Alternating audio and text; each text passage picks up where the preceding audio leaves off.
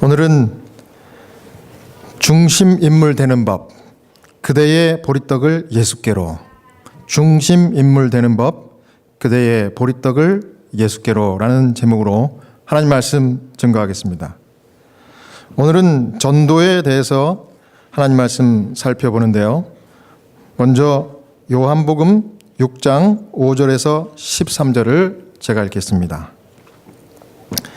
예수께서 눈을 들어 큰 무리가 자기에게로 오는 것을 보시고 빌립에게 이르시되 우리가 어디서 떡을 사서 이 사람들을 먹이겠느냐 하시니, 이렇게 말씀하심은 친히 어떻게 하실지를 아시고 빌립을 시험하고자 하심이라. 빌립이 대답하되 각 사람으로 조금씩 받게 할지라도 200데나리온의 떡이 부족하리다. 제자 중 하나 곧 시몬 베드로의 형제 안드레가 예수께 여짜오되 여기 한 아이가 있어 보리떡 5개와 물고기 2마리를 가지고 있나이다. 그러나 그것이 이 많은 사람에게 얼마나 되겠사옵나이까. 예수께서 이르시되 이 사람들로 앉게 하라 하시니 그곳에 잔디가 많은지라 사람들이 앉으니 수가 5,000명쯤 되더라. 예수께서 떡을 가져 축사하신 후에 앉아있는 자들에게 나눠주시고 물고기도 그렇게 그들의 원대로 주시니라. 그들이 배부른 후에 예수께서 제자들에게 이르시되 남은 조각을 거두고 버리는 것이 없게 하라 하시므로 이에 거두니 보리떡 5개로 먹고 남은 조각이 12바구니에 찼더라. 아멘. 하나님께서 우리를 부르신 것은 예배와 기도와 전도를 하라고 부르셨습니다. 이것은 우리 하나님께서 우리를 창조하시고 이 땅에 존재하게 하신 목적입니다.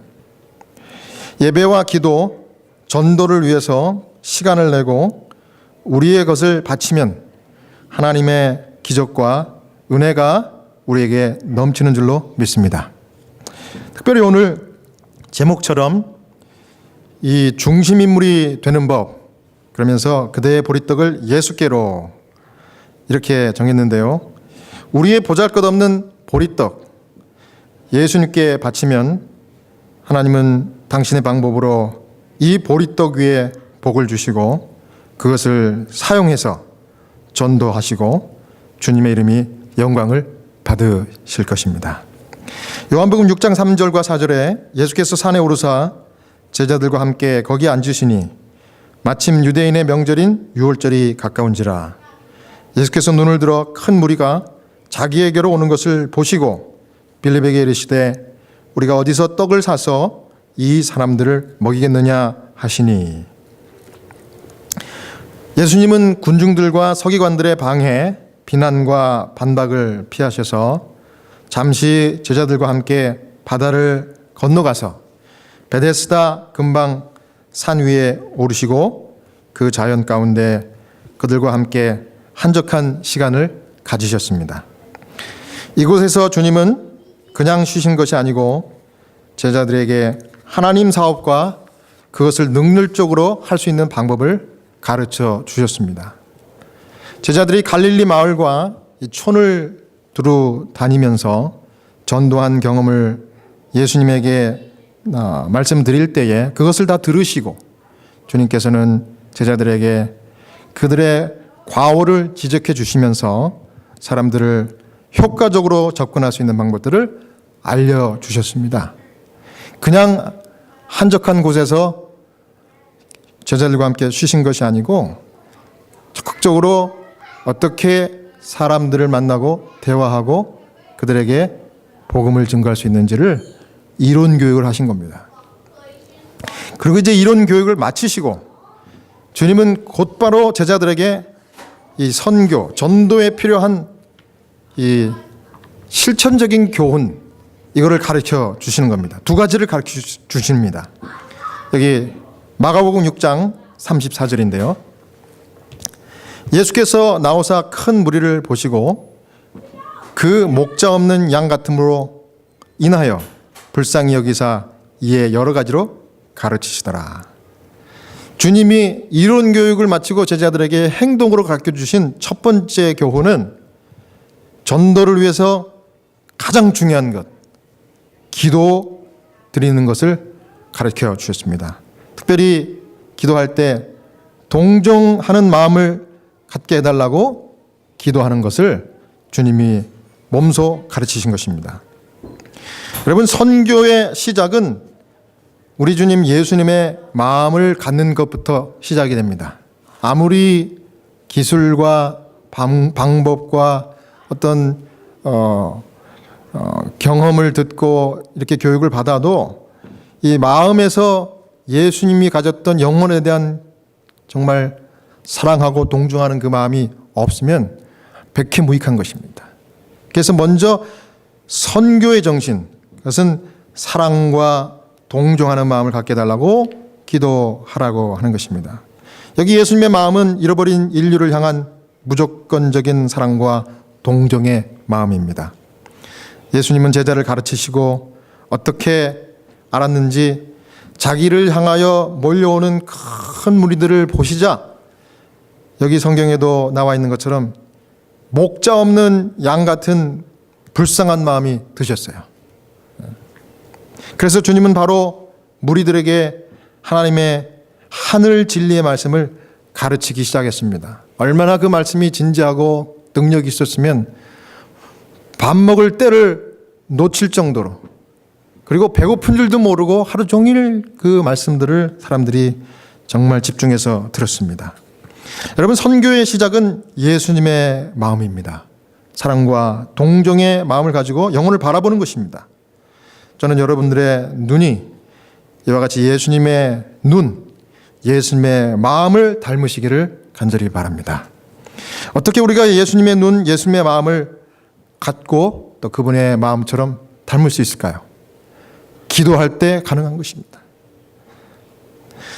다윗의 생애를 살펴보면 이 다윗이 기도하기 시작하니까 그 마음 가운데 주님의 마음이 싹트기 시작했습니다. 그리고 그 마음을 지속적으로 갖게 해달라고 다윗이 일생을 통해서 기도하는 그런 모습을 우리가 성경에, 특별히 시편을 통해서 많이 봅니다. 여러분, 다윗은 처음부터 왕, 처음부터 중심인물, 하나님이 쓸 수 있는 그런 훌륭한 영적인 인물이 아니었습니다. 다윗은 여러분 아시는 대로 정말 주변 인물 중에도 정말 제일 말석에 앉아도 보이지도 않을 그런 주변 인물이었습니다. 엑스트라였어요. 아시는 대로 다윗은 2세의 8명의 아들 중 막내였습니다. 여러분 아시는 이 사무엘이 이제 기름을 붓기 위해서 2세의 집에 찾아왔을 때 2세가 아들들을 쭉 첫째부터 지나가게 하는데 이 다윗은 언급조차도 안 합니다. 그런 인물이었어요. 정말 부모조차도 그 아비조차도 언급을 하지 않던 정말 존재감이 없었던 사람이었지만은 다윗이 기도하기 시작하고 또 매일 기도하고 특별히 하나님의 마음을 달라고 간구했을 때에 하나님이 그를 선택하고 사용하시고 하나님 나라를 이끄는 중심인물로 바꿔주십니다. 그리고 마침내 이스라엘의 왕이 되는 것입니다. 다윗이 즐겨드린 기도가 시편 51장 10절에서 13절입니다. 오늘 이 선교에 아주 딱 맞는 기도인데요. 이렇게 기도합니다. 하나님이여, 내 속에 정한 마음을 창조하시고 내 안에 정직한 영을 새롭게 하소서. 나를 주 앞에서 쫓아내지 마시며 주의 성령을 내게서 거두지 마소서. 주의 구원의 즐거움을 내게 회복시켜 주시고 자원하는 심령을 주사 나를 붙드소서. 그리하면 내가 범죄자에게 주의 도를 가르치리니 죄인들이 주께 돌아오리다. 다윗이 즐겨했던 기도에 하나님, 내 속에 있는 죄된 마음, 악한 생각들을 제거해 주시고 하나님의 영이 제 안에 임재하셔서 그리스도의 마음, 정한 마음을 내 안에 창조해 주십시오. 그러면 저를 통해서 죄인들이 하나님의 도를 듣고 주께로 돌아올 것입니다. 이 선교의 비전을 가진 거예요. 기도를 하다가요. 이렇게 기도하니까 하나님께서 주변 인물이었던 다윗을 점점점 이렇게 중심으로 몰아세우시면서 결국은 마침내 하나님의 큰 종으로 세워주신 것입니다. 여러분, 이것은 무슨 의미입니까? 우리가 지금은 보잘것없고 주변 그 사람으로 이렇게 취급을 받는다 할지라도 하나님께 다윗처럼 기도하고 하나님의 마음, 정한 마음을 창조해달라고 계속적으로 기도할 때에 하나님께서 여러분들을 중심인물로 사용하신다는 것입니다. 저는 이것을 믿어요. 또 실제로 그렇게 하나님께서 저와 여러분을 사용하고 계신다고 저는 보고 있습니다. 저는 다윗이 이 기도가 여러분과 저의 매일의 기도가 되기를 간절히 소원합니다. 제가 이런 기도를 드렸더니 하나님이 불쌍한 마음, 동정하는 마음을 자주 주셔요. 어떤 분들은 성 목사님은 캐릭터 자체가 좀 이렇게 부드럽고 동정하는 그런 마음이 있는 것 같아요. 이렇게 얘기하는 분도 계시지만 사실은 그렇지 않아요. 이 정확한 그 진짜 모습은 저희 가족들이 제일 잘 알 겁니다. 그런데 하나님께서 그럼에도 불구하고 제가 이와 같은 다윗의 기도를 하면은 그 마음 가운데 진짜 동정하는 마음을 주시고 저를 그날 사용하십니다. 그래서 그날 그 하나님께서 사용하시니까 제가 중심 인물이 되는 것 같아요. 네. 얼마나 재밌는지 몰라요. 그래서 여러분 그런 기도를 하셔야 됩니다. 다윗처럼. 하나님 내 마음 속에 정한 마음을 창조하시고 영을 새롭게 해주십시오. 왜 영을 새롭게 해달라고 그럴까요? 한번 하나님의 영 성령을 모시는 것 가지고 내가 10년을 살 수 없다는 거예요.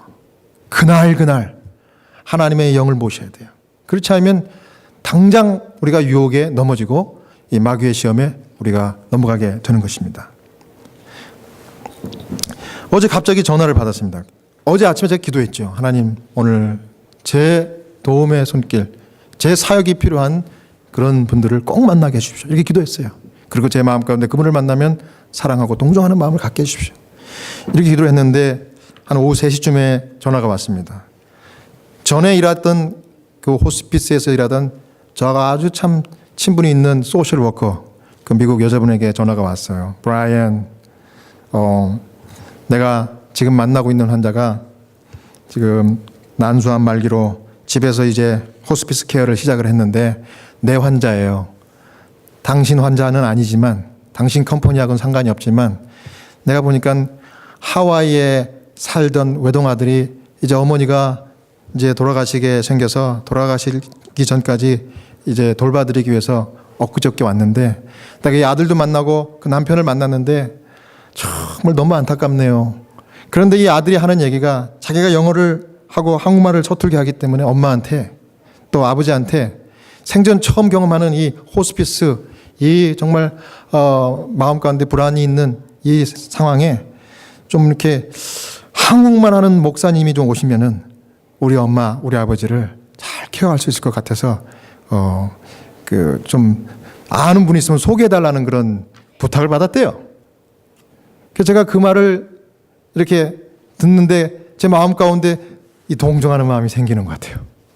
그래서 여러분 오후 3시면 이제 2시간만 있으면 이제 끝나요. 끝나는데 이제 그 아들을 바꿔주겠대. 아들을. 그 아들하고 통화를 했습니다. 그때 아들이 막 영어로 얘기합니다. 패슬 브라이언 막 이제 얘기해요. 그러니까 저도 영어로 이제 막 받아쳐서 이야기했어요. 그랬더니 막 얘기하는데 지금 오실 수 있습니까? 그래요. 지금. 그래서 제가 갈 수 있다고 얘기할게요. 안 간다고 얘기할게요. 간다고 얘기했죠. 가겠습니다. 근데 마음속에는 가면 2시간, 3시간이야. 그러면 내가 더 힘들고 피곤한데 그 한국말도 막 섞어가면서 영어로 막 하고 왔다 갔다 해요. 이 아들이. 근데 그 아들이 제가 알고 보니까 제 아들 나이하고 똑같아. 근데 한국말을 하면서도 자신 없어 하고 그러면서 또 막 영어로 하고 이렇게 하는데 그 마음에 그 에너지가 느껴지는 거예요. 제가 얼마 전에 군대 간 제 아들이 생각이 딱 나는 거예요. 그래가지고 Don't worry, I'll be there. 그랬더니 wait 그러면서 지금 오후 3시인데 우리 아빠가 30년 동안 하는 세탁소를 가서 문을 닫고 오려면 6시에나 다시 온대요. 그래. 6시 넘어서 올 수 있네요. 그래서 제가 이건 또 뭐야 6시. 제가 그래서 6시에 간다고 그랬게요? 안 간다고 그랬게요? 간다고 그랬죠. Don't worry. I'll be coming. 6 o'clock. 그랬더니 Thank you so much. 그러면서 딱 끊더라고요. 갔다 와가지고 1시간 동안 계속 기도했습니다. 하나님 아버지, 웬일입니까? 6시 오랍니다. 하나님, 저에게 정말 비즈니스가 아니라 영혼을 사랑하는 마음으로 이분들을 만나고 기도해드리게 도와주십시오. 예수님 마음을 저에게 주십시오. 이렇게 기도했어요. 그러고 갔더니 정각에 6시 정각에 저를 기다리고 있더라고요. 가는데 아들이 먼저 저를 만나주고 그다음에 그 아버지를 소개를 해줬습니다. 그 아버지가 이제 저를 보자마자 90도 각도로 인사를 하는 거예요. 그러더니 제 손을 퍽 잡더니 바로 묻지도 않고 그 안방으로 인도를 하는 거예요. 인도를 하더니 이 아버지가 바로 저에게 이야기해. 목사님 기도해 주세요. 그래. 한마디도 안 하고 기도부터 해달래. 기도. 그래서 제가 간절히 그 이마에다 손을 얹고 그 환자의 기도를 했습니다. 하나님 아버지, 정말 생전 처음 듣도 보도 못한 분들을 이렇게 만나게 해주셔서 감사합니다. 하나님, 저를 보내주신 것이 하나님의 뜻인 줄 믿습니다. 하나님께서 이 자리에 임재해 주시고 이분이 어려운 투병 생활을 하시는데 주의 뜻이거든 주님 구원해 주시옵소서. 아멘. 그러고서 이제 부인하고 피곤하고 힘드니까 환자 이제 인사하고 제가 또 올게요. 거실에 나가서 이야기를 했습니다. 어떻게 됐는지 자초지종을 좀 말씀해 주십시오. 쭉 이야기를 합니다. 제가 여차여차 하는데 여기 미국 산지 몇십 년 됐습니다. 그러면서 쭉 자기 얘기를 해요. 그러더니 아내가 이렇게 난소암 걸려서 온몸에 다 퍼졌습니다. 죽는답니다. 근데 그 말을 하는데 그 표정이 너무 불쌍한 거예요. 너무. 진짜 너무 불쌍해 보여. 너무. 그 예수님이 여기 그 목자 없는 양 같은 그 무리들을 보고 불쌍하게 측은히 여겼다 그런 말씀이 나왔잖아요. 제가 읽었잖아요. 그 마음을 제가 알겠더라고. 너무 불쌍한 거예요. 목자 없는. 그래서 제가 교회 다니시죠? 그랬더니 교회 다녔습니다. 이래요. 진짜 목자 없는 양이야 이분이. 어느 교회 다니셨어요? 그랬더니 아무개 교회 이름을 대요. 목사님 바뀌고 지금까지 수년째 안 나가고 있습니다. 그렇죠. 어떻게 이야기하다가 저도 교회가 있는데 제7일 안식일 예수님 교회입니다. 그랬더니 깜짝 놀라는 거예요. 왜 놀랐을까요? 제 여동생이 아틀란타의 안식교인입니다. 그래요. 자, 이 정도면 하나님이 계획하신 일입니까? 저는 확신했어요. 그래서 제가 그때 결심했습니다. 걱정하지 마십시오. 살고 죽는 것은 하나님 소관이니까 우리가 거기에 너무 신경 쓰지 마시고 이제 이렇게 공개가 된 이상 제가 매일 오겠습니다. 매일 오달라요. 그러면서 하는 얘기가 세탁소일 이제 정리할 겁니다. 그리고 교회 다시 나갈 거예요. 그래요. 잘하셨습니다. 그랬어요. 간절히 제가 호소하고 왔어요. 제가 매일 갈 겁니다. 그분 돌아가시기 전까지. 그 이후에도 계속 갈 수도 있을 것 같아요. 제 마음이 얼마나 좋은지 몰라. 하나님께서 그 마음을 원래 저의 마음을 사용한 거 아니라 제가 그날 아침에 기도했더니 그 마음을 주신 거예요. 전 그거 믿어요. 왜? 내가 기도했으니까. 그렇게 기도하니까 하나님께서 그날 나를 중심에 세우셔서 큰 일을 하게 하신 거예요. 여러분 하나님께 감사하죠. 이런 일이 일어나는 거예요. 사랑하는 여러분, 다윗처럼 예수의 마음, 정한 마음과 영을 새롭게 해달라는 기도를 매일 들으심으로 우리 주님의 동정의 마음, 사랑의 마음을 늘 간직하시고 그래서 하나님이 여러분들을 언제나 사용하실 수 있고 선교의 중심 인물로 써주시고 더불어 여러분들에게 은혜 위에 은혜를 넘치는 중심 인물, 핵심 인물 다 되시기를 간절히 바랍니다. 그다음 두 번째는 주님께서 제자들에게 믿음을 가지라고 가르치셨습니다. 믿음을 가져야지 전도를 할 수 있다. 근데 그 믿음은 어떤 믿음인가? 하나님의 말씀을 믿는 믿음과 하나님의 말씀을 순종하는 믿음이에요. 여러분, 믿음도 그저 듣는 믿음은 소용이 없습니다. 하나님의 말씀 생명인데 그 말씀을 믿어야 그것이 우리에게 능력이 되는 거예요. 그래야 선교가 일어나는 거예요. 내가 내 이름으로 구할 때 모든 것을 받을 수 있다. 두드리면 문이 열린다. 이 말씀을 듣고 흘리는 것이 아니라 그것을 내가 믿을 때 그 일이 일어난 줄로 믿습니다. 그 다음 하나님께서 정말 너희는 모든 족속으로 가서 제자를 삼아 아버지와 아들과 성령의 이름으로 침례를 주고 내 하늘의 진리를 선포하라 그랬으면 그대로 하면 되는 거예요. 순종하면 되는 거예요. 나가서 사람들을 만나야 여러분 선교할 수 있고 열매를 딸 수 있는 것입니다. 이거를 가르쳐주기 위해서 주님께서 이 제자들에게 교훈하신 것입니다. 요한복음 6장 5절입니다. 예수께서 눈을 들어 큰 무리가 자기에게 오는 것을 보시고 빌립에게 이르시되 우리가 어디서 떡을 사서 이 사람들을 먹이겠느냐 하시니. 이론 교육은 끝났어요. 무리들이 왔고 하루 종일 말씀을 들었는데 예수님도 아셨어요. 자기도 여기 시대성경에 보면 인성을 쓰신 주님께서 배가 고팠어요. 설교자도 배가 고픈 걸 느꼈어요. 근데 나만 배고플까요? 다 배고프잖아요. 왜냐하면 점심 중간에 먹고 오십시오 광고한 적 없거든요. 하루 종일.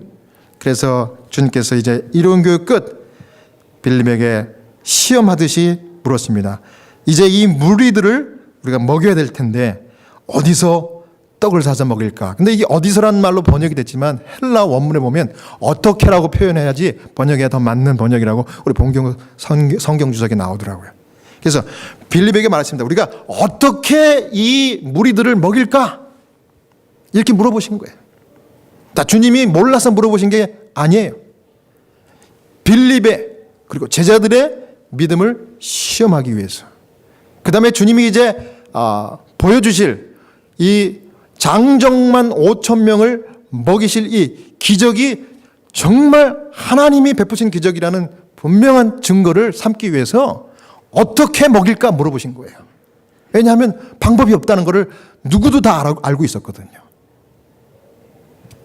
그랬더니 6절과 7절, 8절, 9절에 이렇게 그 설명이 나옵니다. 이렇게 말씀하시면 친히 어떻게 하실지를 아시고 빌립을 시험하고자 하심이라. 빌립이 대답하되 각 사람으로 조금씩 받게 할지라도 200데나리온의 떡이 부족하리다. 제자 중 하나 곧 시몬 베드로의 형제 안드레가 예수께 여짜오되 여기 한 아이가 있어 보리떡 5개와 물고기 2마리를 가지고 있나이다. 그러나 이것이 이 많은 사람에게 얼마나 되겠사옵나이까. 자, 두 제자들이 이 예수님의 질문에 대답하고 응했습니다. 빌립은 뭐라 그래요? 계산이 나오죠. 근데 이 빌립이 왜 빌립에게 물어봤는가 하면 빌립이 어디 출신인가 하면 이 베데스다 출신이에요. 그래서 그 지역을 다 알고 어디 가면 떡을 살 수 있는지 다 알아요. 그리고 얼마인지도 다 압니다. 시세를 다 알아요. 그러니까 주님께서 이 시험하여 하신 질문에 이 빌립은 그냥 문자 그대로 계산해가지고 대충 숫자가 얼마인지 그러니까 나온 거예요. 이렇게 대답을 했습니다. 그 대답을 듣고 예수님께서 이 성경에는 뭐 옳다 그러다 말씀을 안 하시고 아마 눈빛으로 그 믿음에 관한 교훈을 주시려고 이렇게 머뭇거릴 때 이 빌립의 둘도 없는 친구였던 안드레도 똑같은 고향에 있는 친구였어요. 그래서 전에도 그랬지만 빌립이 어떤 중요한 게 있으면 안드레에게 항상 의논하고 뭐 이렇게 했어요. 그래서 아마 빌립이 눈치를 슬쩍 해갖고 이 예수님의 질문을 안드레에게 떠넘겼는지 아니면 안드레가 먼저 자원에서 나서가지고 그렇게 했는지 몰라도 안드레가 이렇게 예수님께 이야기를 합니다. 주님, 여기 보니까 한 아이가 소년이 보리떡 5개와 물고기가 있습니다. 이것이 이 사람들에게 과연 얼마나 되겠습니까? 이렇게 얘기한 거예요. 네. 자, 둘 다 대답을 잘 하긴 했지만 주님이 원하시는 믿음의 대답과는 관계가 아주 멀었습니다. 그랬더니 주님께서 요한복음 6장 10절 11절에 무리들을 명하여 앉게 하라 하시고 지시한 후 보리떡을 받아 축사하시고 제자들에게 갖다 주라 이렇게 명령을 했습니다. 여기 성경 기록을 보면 이 제자들이 예수님이 하시는 이 명령에 토를 단 기록이 없어요. 아니 주님, 말도 안 되는 이야기를 하시네. 어떻게 하시려고 그래요 주님? 여태 하루 종일 명강의를 하셨다가 한순간에 창피당하시려고 그럽니까? 이런 얘기도 안 해요. 이 영적인 그 분위기에 압도를 당했는지 아니면 그 예수님의 그 말에 권위가 있었는지, 아무튼 제자들은 아무 말도 않고 이제 주님이 명한 대로 이 장정들을 먼저 앉게 합니다. 50명씩 100명씩 잔디 위에 앉게 합니다. 장정들만 5천이니까 딸려온 식구들, 뭐 애들, 또 부인들 하면 한 10,000명 그 이상 된다고 그래요. 그래서 쭉 앉게 했어요.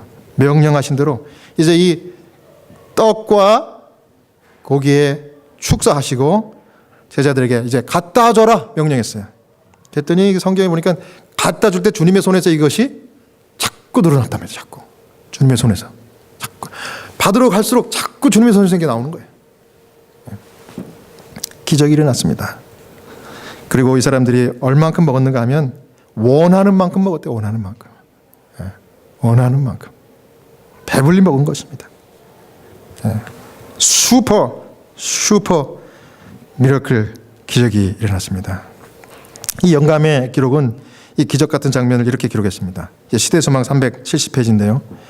그리스도 나라를 건설하는 일은 겉으로 보기에는 진척이 느리고 또 그 진보가 증명하기가 불가능한 것처럼 보일지라도 앞으로 나갈 것이다. 그 사업은 하나님의 사업이므로 그분께서 재정을 공급하고 조력자들, 곧 참되고 열심 있는 제자들을 보내실 것이다. 그들의 손 역시 굶주린 군중을 먹일 양식으로 가득 차게 될 것이다. 하나님께서는 죽어가는 영혼들에게 생명의 말씀을 전하기 위하여 사랑으로 활동하는 자들, 다른 배고픈 영혼들을 먹일 양식을 얻기 위하여 차례대로 저희 손을 내미는 자들에게 무관심하지 않으신다. 저는 이 시대의 소망에 있는 이 말씀을 준비하면서 읽다가 하나님께 감사했습니다. 왜냐하면 실제로 이런 일들이 제가 섬기고 지금도 이렇게 주님을 위해서 받들고 있는 이 시카고 찬양교회에서 이런 일들이 나고 있기 때문에 제가 이 말씀에 100% 아멘하고 제가 감사한 것입니다. 여러분, 우리 개척교회가 개척한 지 이제 한 2년이 됐는데 이곳에서 정말 하나님께서 사람들 보기에는 진척이 느리고 진보를 증명하기가 불가능한 것처럼 보일지라도 앞으로 나가게 해주신대요. 하나님 진짜 그렇게 하셔요. 그래서 놀라운 변화와 기적들이 이곳을 통해서 일어납니다. 좀 느린 것 같고 진보가 더딘 것 같이 보였지만은 하나님이 여전히 역사하셨고 인도하시고 이렇게 교회를 든든히 세워주신다는 이런 경험들을 합니다. 더불어 우리가 나눠줄 양식을 얻기 위해서 제자들처럼 이 빈손을 주님께 내밀었더니 이 빈손을, 우리의 빈손을 채워주십니다. 그래서 재정도 공급해 주시고 조력자들, 특별히 조력자 중에도 참되고 열심히 있는 제자들을 보내주셔요.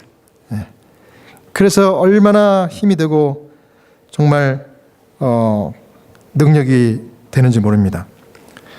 또 우리가 선교하고 전도하기 위해서 하나님께 손을 벌리며 기도할 때 우리가 그것을 위해 기도했지만은 우리가 기도하지 않은 것들까지도 다 채워주시고 또 갚아주시고 또 세워주시고 회복해주시고 그렇게 합니다. 또 중보기도를 하면서 우리가 계속해서 믿음으로 하나님께 간구했더니 우리의 사랑하는 자녀들이 그 마음을 주님께로 돌이키고 또 새로운 삶을 선택하게 하시는 일이 일어나고요. 또 환자들이, 병자들이 회복되고 또 죽음의 이 사선을 넘다가 다시 하나님의 은혜로 회복되는 그런 놀라운 역사도 일어날 뿐만 아니라 더욱더 강건하는 육체와 그 마음의 영적인 회복을 허락해 주시는 이런 모습을 우리가 보고 있습니다. 아이가 없어서 정말 마음 가운데 소원을 가졌던 여러 가정들이 제가 정말 과장 없이 정말 거짓 없이 말씀드릴 수 있는 것은 이 자리에서 이 교회에서 중보기도 했던 그 가정들이 다 아이가 생겼어요. 최근에는 사랑하는 우리 성도의 가정이 저는 몰랐는데 이미 몇 달 전에 아이를 수태하는 그런 응답에 놀라운 그 복을 받았다는 간증을 들었습니다. 누가 제일 놀라고 감사했을까요? 그 얘기를 들었을 때 저죠. 저는 정말 아무것도 할 수 없고 정말 능력도 없고 부족한 변방을 거닐어야 마땅한 사람인데 하나님께서 쓰신 거예요. 순수한 믿음으로 다윗과 같이 정말 이타적인 기도를 드리고 중보기도를 하니까 하나님께서 그렇게 사용해 주시고 이런 간증의 보고를 들을 때 저에게 용기가 생길까요? 안 생길까요? 용기가 생깁니다. 그리고 결심이 또 생겨요. 야, 이거 포기하지 말고 내가 끝까지 기도해야 되겠구나. 그렇게 기도합니다. 우리 찬양교회 성도들 지금도 제가 이렇게 보면은요, 여러분들의 모습이 환하고 예뻐요. 그게 그냥 하는 소리가 아니고 다른 집회에 우리가 최근에 같이 가보면 알아요. 장례식, 결혼식 우리 여러 성도님들 모이는 자리에 찬양교회 성도들 제가 이렇게 같이 참석을 해보면요, 우리 성도들의 얼굴색이 더 환해. 그리고 항상 웃어요.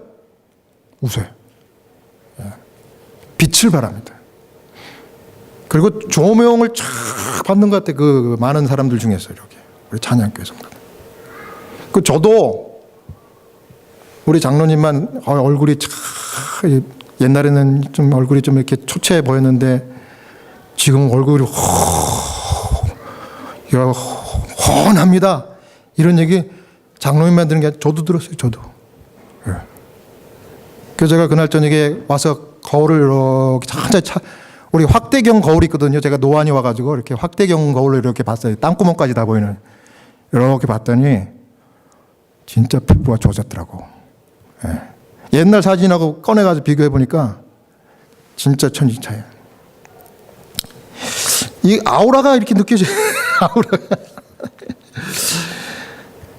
여러분, 뿐만 아니라 우리가 상상할 수 없는 일들을 하나님께서 하시는데 이 제자들을 보내주시는데 신실한 조력자들을 열심히 있는 제자들을 계속 보내주실 것 같아요. 왜냐하면 지금까지도 그렇게 하셨으니까. 여러분, 최근에 다른 교파의 신실한 우리 성도들이 편견을 다 내려놓고 우리 교회 자원에서 나왔잖아요. 그리고 특별 찬양을 불러주셨는데 어쩌면 그 찬양 부르는 모습이 우리 교회 오래된 성도들 모습 같아. 그리고 그 다음 주에 제가 또 만났어요. 그분들을 사석에서. 그런데 이분들이 한 분이 그렇게 얘기하시더라고요. 목사님 교회 가보니까 야, 참 교회 참 따뜻하고 좋네. 그런데 참석한 그때 인원에 딱 2배만 되면 좋겠네. 그분이 하신 얘기예요. 그러면서 그분이 뭐라 그러는지 알아요? 목사님, 이 예배 시간이 우리는 일요일이지만은 목사님 교회는 토요일이니까 우리 저 리타이어 한 분들은 시간이 많거든. 우리가 널리 광고할 거야. 그래서 목사님 교회 좀 이렇게 자주 가서 용기를 좀 주고 힘이 좀 됐으면 좋겠는데 그렇게 해도 되죠? 그래서 제가 그렇게 하지 마세요 그랬을까요? 아니면 그렇게 해달라고 그랬을까요? 그렇게 하지 말라고 그랬으면 여기서 내려와야지 뭐. 여러분, 그러면서 뭐라는 줄 알아요? 광고를 열심히 해야 되겠대요. 목사님, 광고 열심히 하세요. 예? 우리가 광고 열심히 해드릴게요. 이렇게 하는 거예요. 그리고 또 올게요.